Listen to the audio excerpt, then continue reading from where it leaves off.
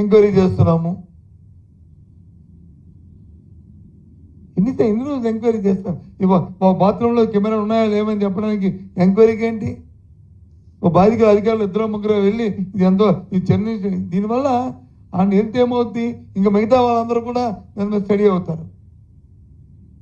దీంట్లో నెగ్లిజెన్స్ ఏమైనా చూపెడితే అది అలవాటు కింద మారిపోతుంది.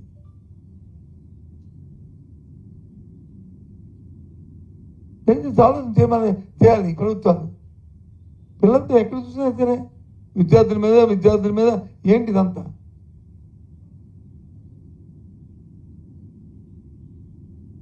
ఇంకా ఎందుకు చెప్తానంటే, నేను 2.5 సంవత్సరాలు 3 సంవత్సరాలు విద్యామంత్రిగా చేశాను. నేనేదో గొప్పగా చెప్పుకోవడానికి మీ ముందుకు రాలే. ఇన్సిడెంట్లు అనేవి ఎక్కడో ఒకటో అరవో జరిగిన నేపథ్యాలు వస్తుంటాయి. వచ్చిన వెంటనే సంబంధిత మంత్రో లేకపోతే సంబంధిత అధికారో సంబంధిత జిల్లా అధికారో లేకపోతే రాష్ట్ర అధికారో దాని మీద స్పందించి దాని మీద సీరియస్గా దాని మీద ఆలోచన చేసి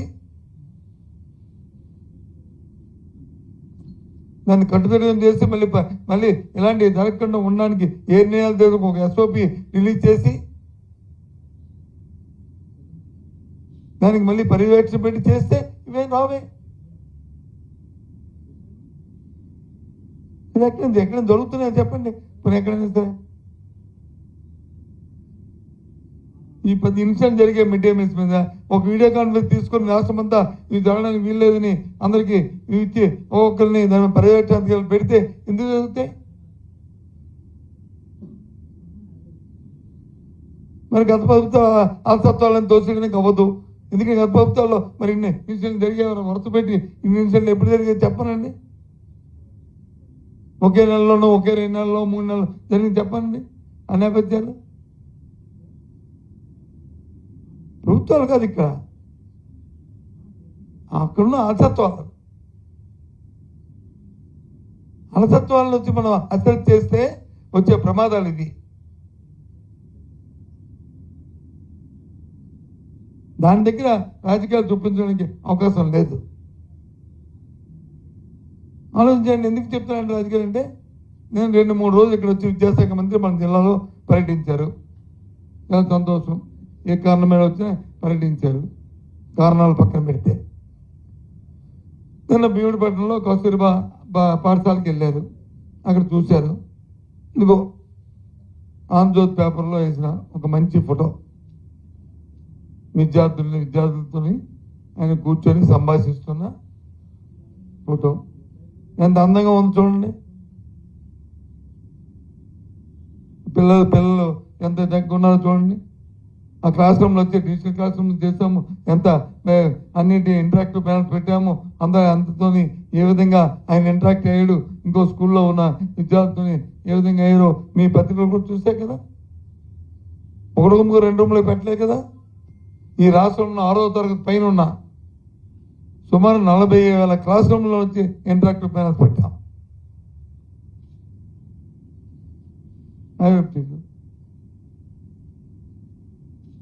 సుమారు 20,000 క్లాస్ రూమ్లో వచ్చి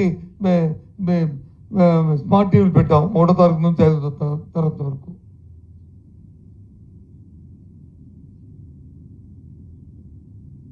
ఇంగ్లీష్ మీడియంని ఎంకరేజ్ చేస్తాం. తెలుగు మీడియంని మేము తీసిలేదు, ఇంగ్లీష్ మీడియం ఎంకరేజ్ చేస్తాం. తల్లిదండ్రులు కోరుకున్నారు. ఇవాళ రాష్ట్రంలో ఉన్న 39 లక్షల మంది పిల్లలు చదివితే ప్రభుత్వ పాఠశాలలో 65, 66%, 67% మంది ఇంగ్లీష్ మీడియంలో ఎగ్జామ్స్ రాస్తున్నారు. వాలంటరీగా, ఎవరు ఒత్తిడి లేదు దాంట్లో. ఇది వాస్తవం కాదా? అవునా?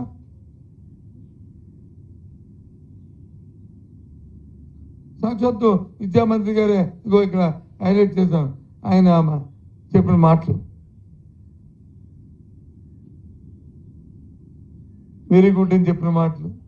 వాళ్ళు ఇంటర్నల్ అసెస్మెంట్ వాళ్ళు ఎగ్జామ్స్ రాసుకుంటే ఆ పేపర్లు చూసి ఆయన ఇంప్రెస్ అయ్యి ఆయన ఏ విధంగా వాళ్ళని అప్రిషియేట్ చేశారనేది అంటే ఏంటి? ఇది ఒక గంటలో అరగంటలో అయిపోయింది కాదు కదా. ఇది గత ప్రభుత్వాలు చేసిన ఘనత.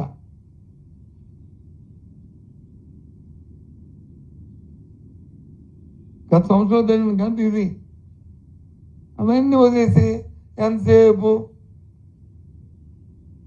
ఇంకా మిగతా అవన్నీ పెట్టుకొని అవన్నీ కాదు. ఒక బాధ్యతగా ప్రజలు వచ్చి అధికారం ఇచ్చారు. అధికారానికి ప్రత్యేకంగా బాధ్యతగా మనం మెలగాలి. ఇవన్నీ ఈ ప్రభుత్వాన్ని కోరుతున్నాను, సైజ్ చేస్తున్నాను, డిమాండ్ చేస్తున్నాను. అమ్మఒడి దేనికి ఇచ్చామండి? ఎవరైతే పేదరికంలో ఉన్న పిల్లలు వచ్చి వాళ్ళు 10 సంవత్సరాలు దాటిన తర్వాత చదువులు మానుకొని పనికి పాటికి ఆ తల్లి పంపిస్తుందని, అలా పంపకూడదని, ఆ పిల్లవాడికి చదువుకోవడానికి అవకాశం ఉండాలి కాబట్టి ఆ ప్రోత్సాహంగా ఆ పిల్లవాడి తరఫున ఆ తల్లికి 10,000 రూపాయలు ఇచ్చాం. సరే, మన జరిగిన ఎన్నికల్లో వచ్చి ఇప్పుడున్న ప్రభుత్వం ఆ పార్టీ నీకు 15 నీకు 15 నీకు 15 నీకు 15 అని చెప్పింది. Okay, fine. అది వాళ్ళ పార్టీ సిద్ధాంతం, మేము దాంట్లోకి వెళ్ళాం. దాన్ని ప్రజలు వచ్చి అంగీకరించారు. ఓకే, ఫైన్, మాకు అభ్యంతరం లేదు. నీకు 15 నీకు 15 నీకు 15 నీకు పక్కన పెట్టి ఫస్ట్ ఇంతకుముందు ఇచ్చిన ఆ 15 నేను ఇస్తే ఆ పిల్లవాడు వచ్చి పనికి వెళ్ళకంట స్కూల్కి వెళ్తాడు. లేకపోతే ఆర్థికంగా అవకాశం లేకపోతే మళ్ళీ ఆ పనికి పరిస్థితి వస్తుంది. ముందు ఒక 15 ఇస్తే తర్వాత నీకు 15 ఇమ్మనండి. చర్చిస్తుంటే మొత్తం ఆ నీకు 15 నాకు 15 అందరికి ఇచ్చేస్తే మంచిదే.